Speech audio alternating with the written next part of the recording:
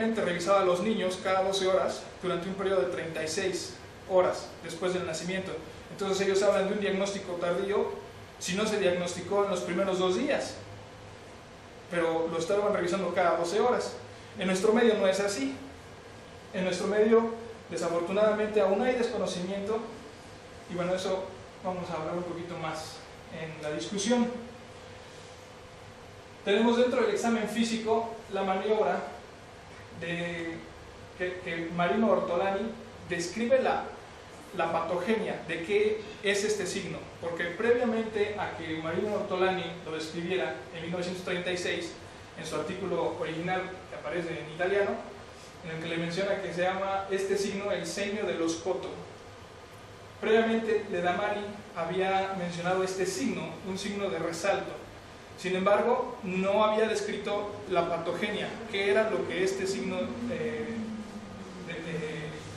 involucraba o significaba, y es por eso que a Marino Ortolani se le da este crédito, porque en 1936 describe precisamente esta recolocación del fémur proximal que había estado fuera del acetábulo, o este deslizamiento a través de un pequeño reborde que es el neolimbo a veces, que se puede formar, o el labrum, y vuelve a entrar al acetábulo.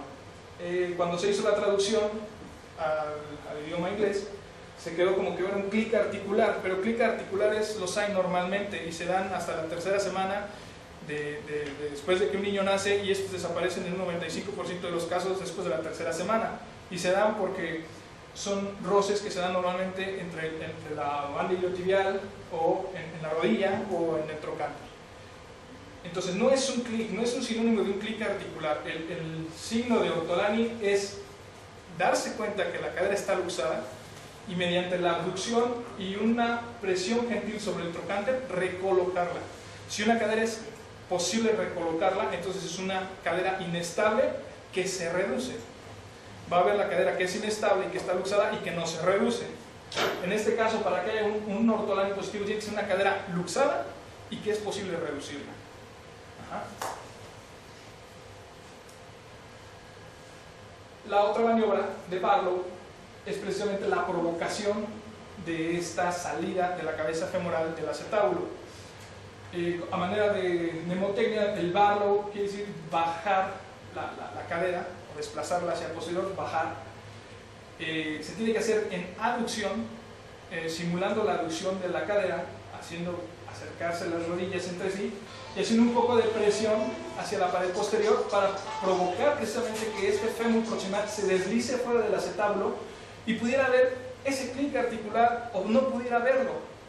Y eso también es importante mencionarlo, porque no siempre una cadera que no suena o que no hace clic quiere decir que está sana. No, o sea, simplemente lo que se ve en este maniobra de Barlow es esa inestabilidad o esa laxitud que permite que el acetábulo se aleje del fondo acetabular. En condiciones normales, una cadera de un recién nacido normal, incluso aún después de haber abierto en una cirugía, incluso después de haber hecho la capsulotomía, es difícil luxarla, no es tan fácil. Entonces, hacer una maniobra de abducción con flexión de 90 grados de la cadera y hacer esa pequeña presión como un pistón hacia posterior y que se produzca ese deslizamiento, ese es un Barlow positivo. No necesariamente tiene que haber un clic, es únicamente esa sensación de deslizamiento, esa inestabilidad. ¿Okay? Estas pruebas, cuando existe la posibilidad en los centros de tercer nivel y se puede utilizar el ultrasonido, eso es muy útil. El Harkey ha desarrollado esta técnica de la revisión dinámica y no únicamente morfológica como Graf. Entonces nos permite, a la vez de estar haciendo y hacer la morfológica de Graf, nos permite ver la estabilidad real que hay en esa cadera al hacer estas maniobras de provocación y estarlo viendo directamente en el ultrasonido. Entonces es una herramienta que tiene su importancia. Otro de los signos clínicos que vamos a ver es el de Galeazzi. Riccardo Galeazzi también es un ortopedista italiano y habla de que hay ese acortamiento femoral aparente. Si la cadera está luxada, el fémur, que está a 90 grados de flexión con respecto al tronco, o sea, la cadera está a 90 grados, va a verse más pequeño que la cadera que no está luxada. El Galeazzi es difícil de valorar si no tenemos una superficie perfectamente plana. Si el niño está un poquito rotado de la pelvis, no va a ser fácil valorarlo. Y incluso si hay efectivamente un acortamiento femoral, va a ser el Galeazzi positivo y no necesariamente va a indicar que está luxada la cadera, pero es uno de los signos que nos deben hacer sospechar patología en la cadera. El otro signo que se debe hacer ahí es el de Alice. Esta maniobra se hace exactamente lo mismo, pero usando las tibias. Entonces las tibias deben estar perpendiculares a 90 grados, y es precisamente para poder ver si la discrepancia es a expensas de que la tibia es acortada, el fémur es acortado, o es una luxación de la cadera.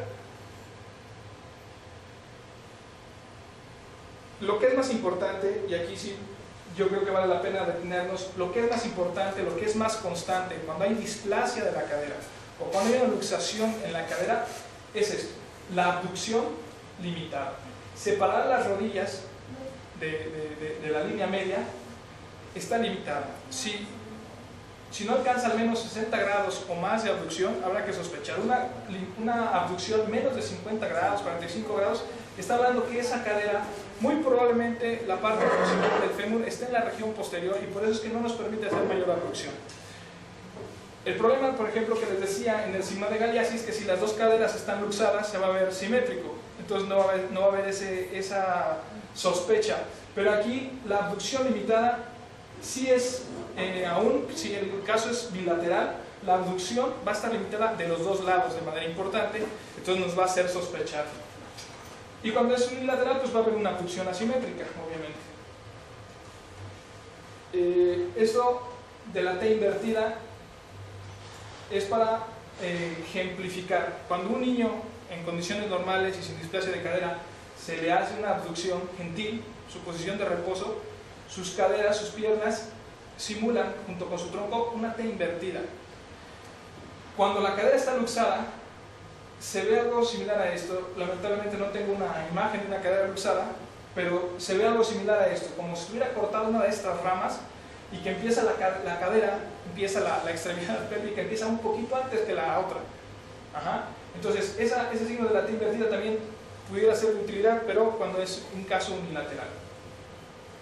Finalmente, en pacientes que ya están caminando, que ha pasado inadvertida la luxación de la cadera, puede haber una hiperlordosis en el caso de que las dos caderas están luxadas, y la hiperlordosis se condiciona precisamente porque el apoyo de la cadera no está dentro del acetábulo, y esa hiperlordosis se da, y el signo de Trendelenburg.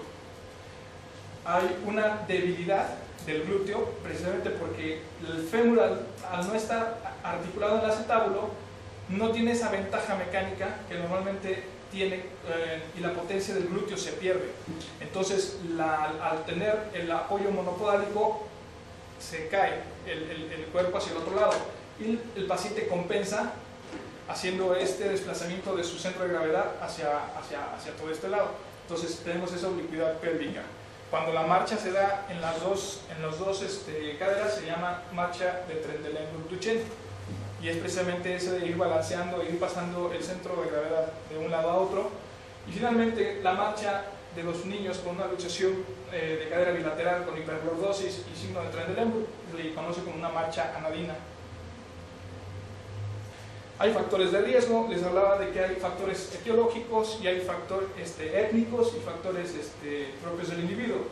La presentación pélvica, el ser de sexo femenino, la historia familiar, el oligohidramios, al suponer un espacio menor dentro del útero y menos espacio para su desarrollo, la cadera izquierda, debido a la presentación de la mayoría de los fetos, hace que se afecte. El ser primogénito, por la misma razón, el útero gestante es más pequeño, ser un producto macrosómico, y siempre buscar deformidades asociadas como la tortícolis, el metatarso adulto o el pie equinovar adulto congénito idiopático, que se asocia también en buena medida.